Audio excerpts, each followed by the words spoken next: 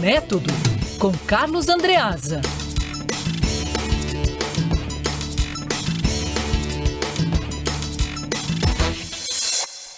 Ô, Andreasa, dá uma olhada no horário, rapaz. Dá uma olhada aí no relógio. 4h05, a gente tá demais, Andreasa. Boa tarde pra você, tudo bem?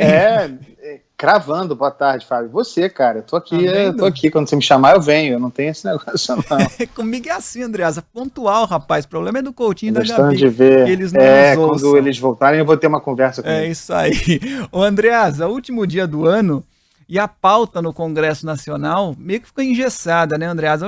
Ontem a gente teve uma decisão importante do ministro Ricardo Lewandowski no Supremo Tribunal Federal, certamente você vai falar sobre isso também, mas a gente pode observar essa decisão olhando por um outro lado, a inoperância do Congresso, né? Que parece que só tem uma pauta, só pensa na sucessão de Rodrigo Maia, só pensa na sucessão, no caso do Senado, de Davi Alcolumbre, Andreasa. Fábio, a gente tem que ser justo com o nosso parlamento, com o nosso Congresso, né?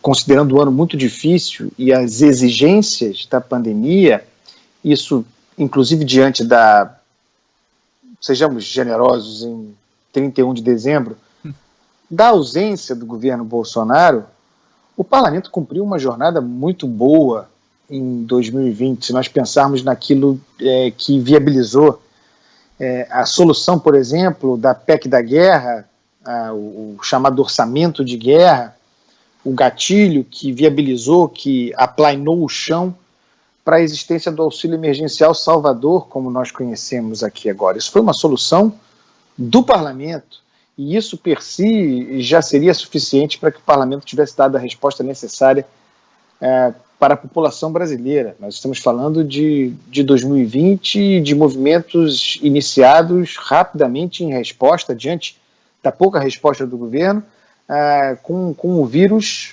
nos atacando. Nesse mesmo ano de 2020, o parlamento foi capaz de aprovar o novo Fundeb, que é verdadeiramente um marco para a educação brasileira, um texto muito bom, longamente discutido.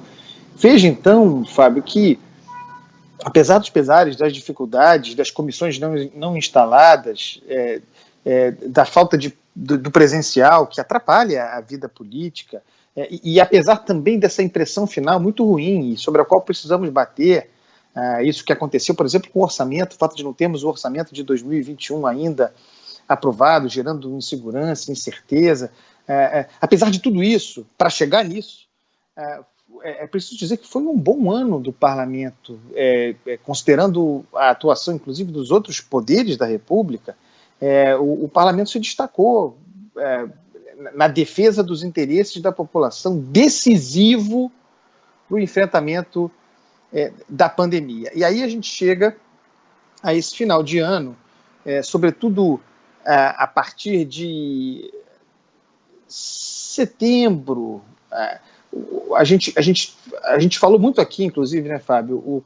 O parlamento começou a dar sinais de que ficaria paralisado e de que comporia com a incompetência do governo, do executivo, comporia um cenário muito perigoso para um país em que o vírus, a circulação do vírus recrudescia, e considerando que o vírus não acabaria com o fim de 2020. 2020 termina, mas o vírus continua entre nós e crescente. Mas com um ano termina, e aí vem o Congresso deitado em berço esplêndido, com um ano termina o estado de calamidade, portanto, tudo aquilo que estava atrelado a ele e aquilo, o orçamento de guerra, por exemplo, o gatilho para o auxílio emergencial também, tudo aquilo que foi criado em caráter excepcional para enfrentar a pandemia, mas essas demandas, em decorrência da pandemia,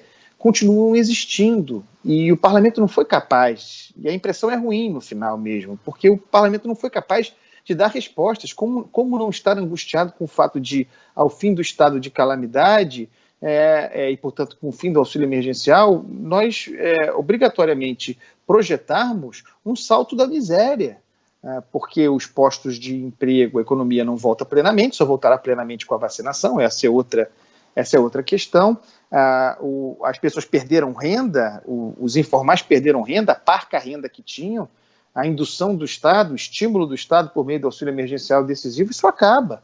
Né? Em que limbo nós ficaríamos? O parlamento não soube ocupar esse espaço, não soube trazer esse debate. E é nesse vácuo que entra essa decisão do ministro Ricardo Lewandowski, que encarna mesmo um dilema para mim, Fábio França, porque, como você sabe, eu sou muito, muito ardoroso defensor da separação entre poderes, da defesa da prerrogativa de cada um deles.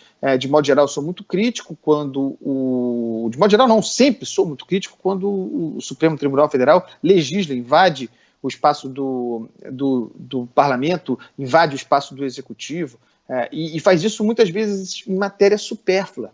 Mas a Lei 13.979, a lei sancionada em fevereiro, aquela criada muito precocemente, muito importantemente, pelo governo brasileiro, porque foi sancionada pelo presidente da República, trabalhada pelo parlamento, pelo nosso parlamento, pelo Congresso. Essa foi a lei criada para dotar os entes federativos, também de segurança jurídica, de condições para enfrentar a pandemia, de enfrentar o drama sanitário.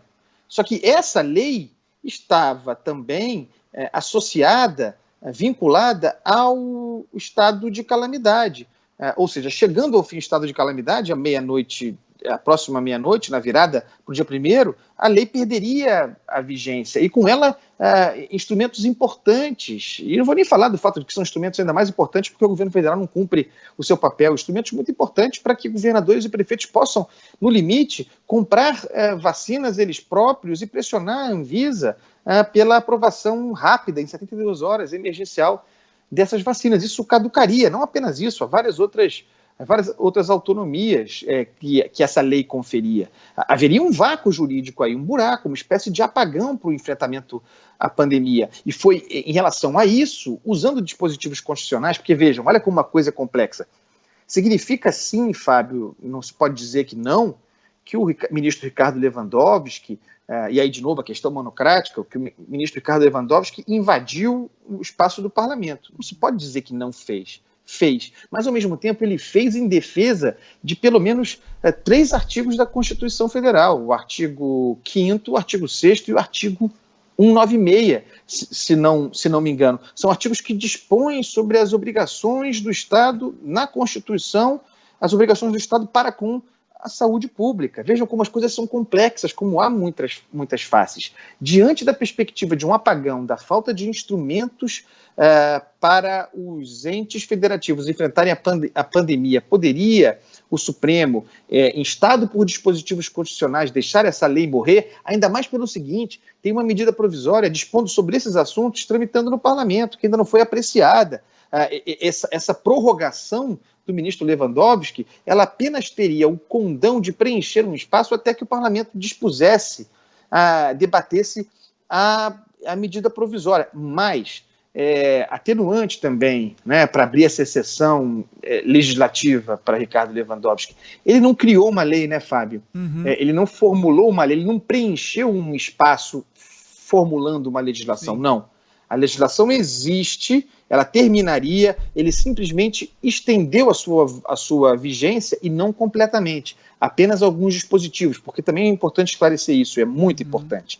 O estado de calamidade, ele tem natureza, e por isso ele finda agora, ele tem natureza essencialmente fiscal, ele trata de natureza fiscal, ele cria condições para gastos para além dos limites, para além do teto de gastos, por exemplo. Mas os dispositivos dessa lei, que sim, está associada ao estado de calamidade, os dispositivos que Ricardo Lewandowski, cuja vigência ele estendeu, não acarretam impacto fiscal.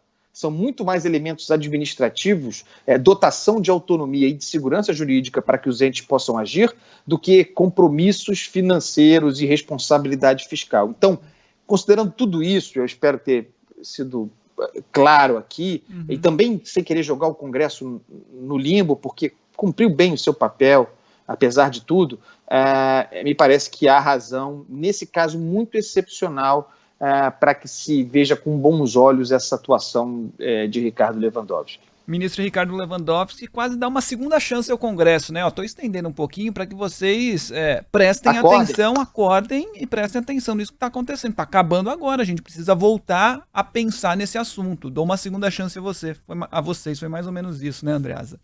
Sua explicação foi perfeita, deu para entender, claro. E esperando também que o parlamento atente para o fosso que se abre com o fim do auxílio emergencial. Isso me parece muito grave. Muito grave. Aqueles que estão preocupados com a economia precisam considerar que os últimos números de dita recuperação do PIB, algo daquilo ali, algo significativo daquilo ali, decorreu do estímulo da indução do Estado gerando capacidade de consumo para quem não consumia. O crescimento do PIB veio daí, né? Com o fim do auxílio emergencial, se as pessoas não estão preocupadas com a fome, com a miséria, se elas não estão preocupadas com isso, se a preocupação é só com a economia, é um bom motivo para pensar rapidamente numa alternativa que preenche esse vácuo com o fim do auxílio emergencial. Sem dúvida. Andreasa, foi muito legal contar com você, com o Tem Método aqui no Alta Frequência todas as tardes em 2020. A parceria continuará em 2021, certamente. Foi muito bacana, um ótimo ano para você, viu, Andreasa? Tamo junto, Fábio. Um prazer muito grande trabalhar com você, com vocês. Uma honra estar aqui no Alta. Um abraço, um bom ano a todos. Comportem-se, celebrem. Há o que celebrar, ainda que seja simplesmente o fim de 2020, mas façam isso, tomem um biricutico e tal, um negocinho, mas de leve. Evitando, de leve não, para até ser com excesso, desde que em casa, sem se colocar em perigo e aos demais. É isso. Andreasa, eu confesso que eu não vi o e-mail. Você trabalha amanhã ou tá de folga? Rapaz, eu não sei mesmo. Temos, aí. Então tá bom. Eu não vi o e-mail. Quer dizer, não sei como eu vou estar, vamos ver de manhã. Não, então, então tá bom, a gente se fala. A gente se fala lá pela hora do almoço. Não, estarei. Então separa um livro, tá bom? Amanhã. Já tá aqui, tá com ele aqui agora. Então, beleza. Amanhã a gente fala. Um abraço, Andreasa, até. Tchau. Tchau. 4h17.